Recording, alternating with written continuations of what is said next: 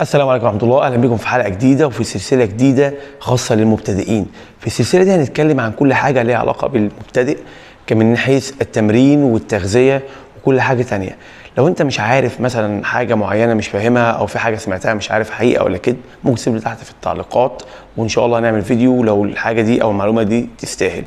طيب كمان هنشرح وهنتكلم عن نصايح كتيرة جدا ممكن المبتدئين بتخش تعملها غلط، ممكن لحد دلوقتي كمان ناس تكون بتتمرن لها فترة وبرضه بتعملها غلط. هنبدأ نتكلم عنها في فيديوهات كتيرة ان شاء الله الفترة الجاية. كل عليك تعمل سبسكرايب في القناة وتفعل زر التنبيهات عشان يجيلك كل حاجة جديدة في وقتها. ويلا بينا نبدأ.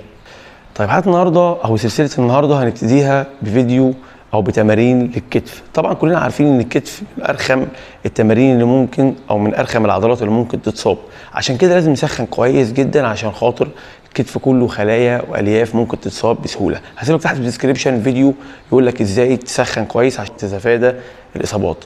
كمان هنبدا الفيديو النهارده او هنعمل تمارين النهارده بالدنابل. بس طبعا كلنا عارفين ان البارات بيبقى ليها حمل شديد جدا على العضلات خصوصا لو الكتف، عشان خاطر مش عايزين نتصاب. وكمان انا زي ما قلت لكم الفيديو ده للناس المبتدئين، يعني مش عايز حد يخش يقول لا دي تمارين عاديه، لا كل ده خاص للمبتدئين. لو انت حد بطل وليك فتره بتتمرن في الجيم، لا يبقى السلسله دي مش ليك انت.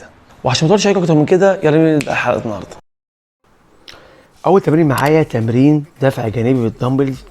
هجيب دمبلين وزن مناسب وهبدا اتمرن بالشكل اللي انت شايفه ده كده. كوعي يكون لجوه سنه ما يبقاش لبره عشان خاطر احافظ على مفصل الكتف بتاعي ما يتصابش وما يحصلوش اي حاجه. وهنزل بالراحه وهحافظ على العده السلبيه. العده السلبيه ليها دور كبير جدا. هعمل هنا 4 مجموعات في 12 عده. الدمبل زي ما انت شايف كده بينزل ناحيه ودني بالظبط. هاخد نفسي وارتاح شويه، اروح داخل على التمرين التاني. جايب دمبلين برضو بوزن مناسب، ممكن يكون اقل شويه من التمرين اللي فات الدمبلز. التمرين التاني تمرين دفع امامي بالشكل اللي انت شايفه ده كده. هجيب الدمبلين زي ما قلت لك يكون وزنهم مناسب وابدا ادفع لفوق وانزل بالراحه عشان خاطر استفاد بالعده السلبيه. العده السلبيه يا جماعه لو استفدت بيها في اغلبيه التمارين هستفاد بشكل رهيب وهتعمل معايا نتيجه قويه جدا. هعمل تمرين 4 مجموعات في 12 عده.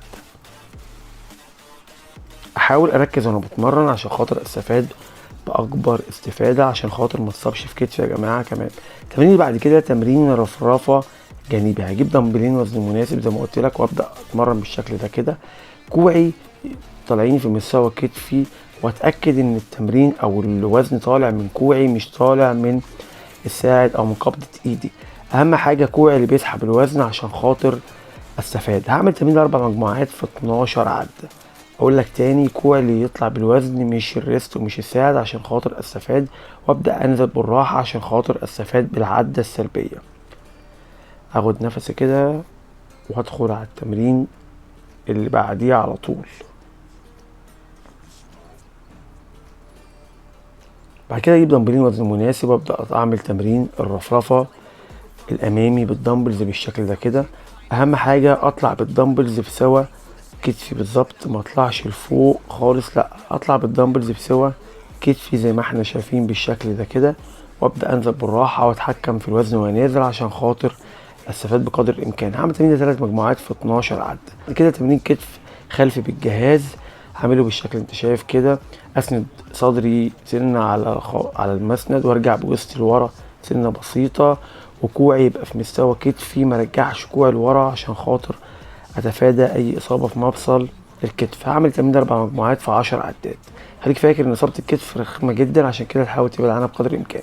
تاني بعد كده تمرين الترابيز بالدمبل. هجيب دمبلين وزن تقيل شويه اقرب بيهم مثلا 10 عدات وابدا اعمل بالشكل ده كده، عيني لتحت سنه، وابدا اسحب الدمبلز بالترابيز بتاعتي اثبت سنتين فوق وابدا انزل بالراحه عشان استفاد برضو بالعده السلبيه. هقولها لك في كل تمرين. كده وصلنا لنهايه الفيديو. لايك، سبسكرايب، شير عشان خاطر الفيديو يوصل في كل مكان، وان شاء الله الفيديوهات اللي جايه هتكون اجمد من الفيديو ده. كان معكم ميدو جابر في قناه ميدو جيم، واشوف وشكم على خير. سلام. بقول لك ايه، ما تنساش خليك دايما جامد.